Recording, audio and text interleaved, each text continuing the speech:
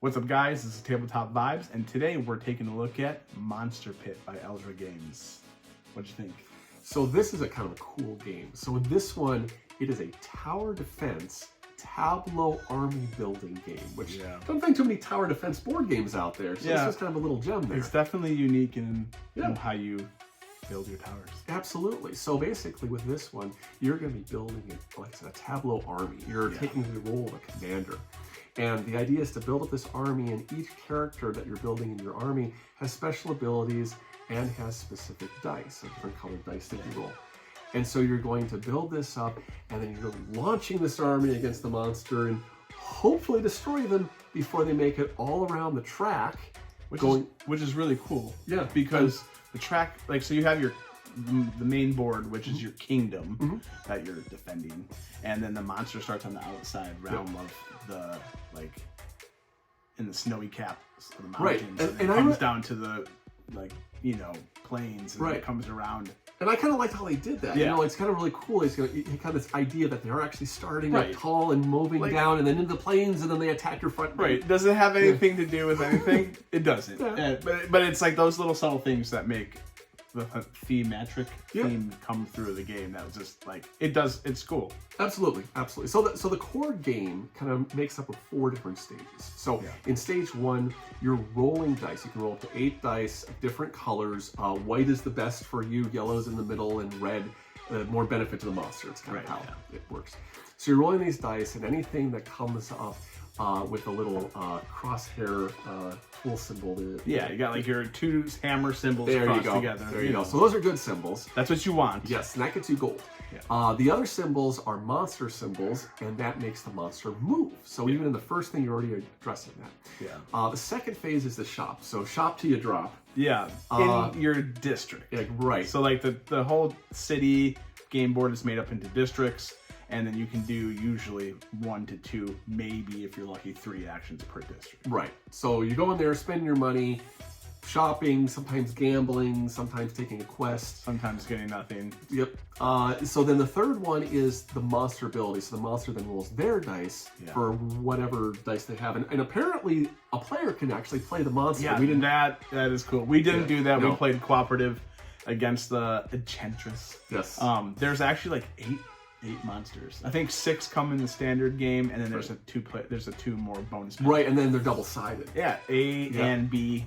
And like we played this Enchantress, we beat her. We won. But it's a good teaching. It is. That's where you should start for sure. But like there's so much dice.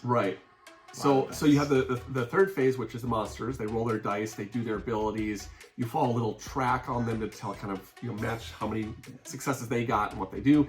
And then the fourth phase is cleanup, and then you have an event deck. And I love when games do an event deck. Always have an event deck. It's really just more fun. And it creates chaos. Absolutely. And you just go round and round and round until either you kill the monster or the monster kills you.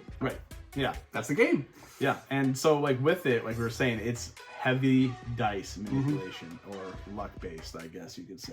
So you can do things to help mitigate that luck. Upgrade your character because everybody has a captain, and you can upgrade your starting dice pool that you constantly get. You can get and roll up to 8 dice. You can have more, but then you have to pick.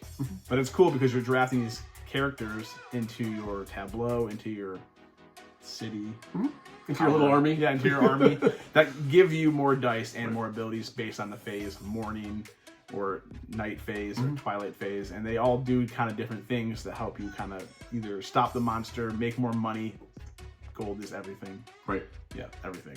So with that gold, not only can you hire people, but you can buy beasts and you can buy items. And I got my little nightmare horse. It's awesome. Which is we'll awesome show you on looking. The thing here. And this one was he's not a nightmare.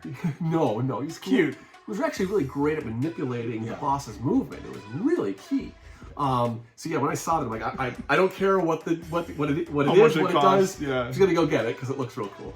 The items you can also buy, obviously, just like any other items. You know, sword, shields, wands, things like that. These are equipped under not only yourself, your captain, your own self, but also you can equip it underneath all of your little mercenaries in your army.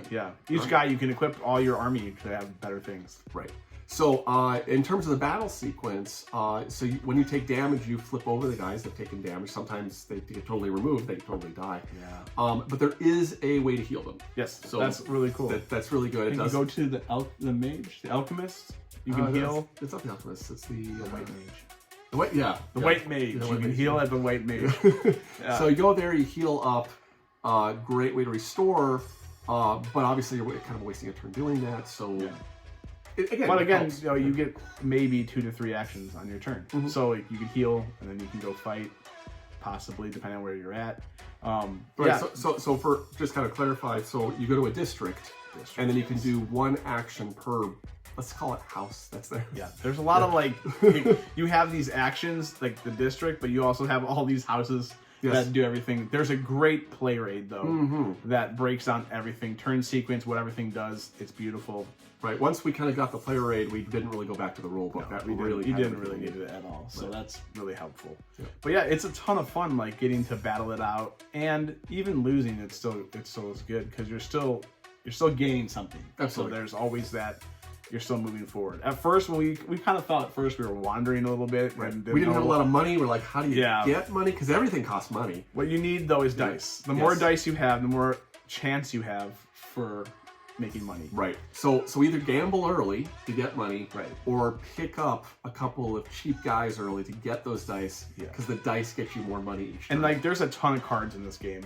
Like there's everywhere you go, you can go and like buy like tower defense, people like archers and knights. You can get mages. We didn't even do the wizard mage people. You can get quests. Those quests, oh my gosh, those are. Don't go for quests in the beginning. They literally cost you money to. Well, there's 3 of them in the deck. Yeah. We got 2 out of those 3 as usual, and like so every time you take a quest, you have to complete it on the next turn, or you lose a guy or they get injured as you don't complete your quests. So you're incentivized to go do it. So mine was spend 10 gold. Now, fortunately, in this game, you can trade as long as you're in the same district. So that may not cooperative. Right. That may not be optimal because one person may want to go one place and the other. Right. But it does give you a chance to kind of complete something that you. Yeah. And the quests are like they're pretty good. So like I spent 10 gold, but now the monster loses a life, or 2 monsters lose 1 life apiece. So it's a high risk, high reward type of scenario. The other thing about this game is that when you do the events, as we keep having, this probably makes up a good amount of them because we got quite a bit. Both for the events and for the monster cards, out comes out minions. And so the minions occupy different areas of your overall game board, and they either prevent you from going to certain places, or it'll totally lock down a specific area in a district, so you can't use it at all until you defeat the monster. Right. The battle system kind of works the same. Oh, we didn't even get into the battle system. How it actually works. So how it kind of works. So you roll your dice up to 8 of the colors you choose. Any of the ones that have the crossed hammers are a hit. Anything that is a monster doesn't matter for yours, but when the monster's rolling, it's flipped. And then you cross compare. And so what happens is that if you do a tie, the monster wins and you lose a damage.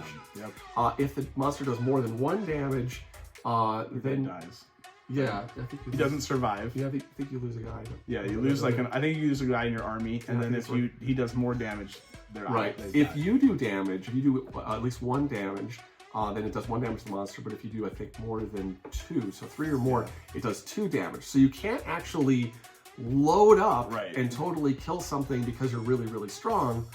You're gonna have to pace yourself a bit. Might need some teamwork to help kill that monster. Exactly. It's not just like just all go at it and you just kill it right away. You have to stagger your turns, do other things. So there's that. I mean, it's a lot of fun to do. So I'm excited to try like a harder monster. Oh, absolutely. Even though at one point we felt like all of a sudden like minions just keep flying on the board and cluttering things. Yep, absolutely. And the thing is, if you wanted kind of a, if you got through all the monsters and you're like, man, I want more difficulty, do 2 monsters back to back.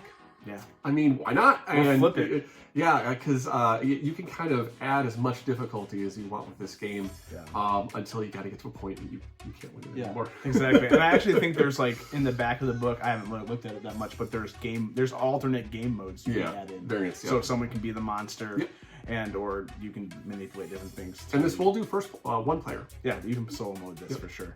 So it's a super fun game. Check it out. As always, thanks for watching, and hit like, subscribe, and comment if you played any other Elzra games, and we'll check you next time.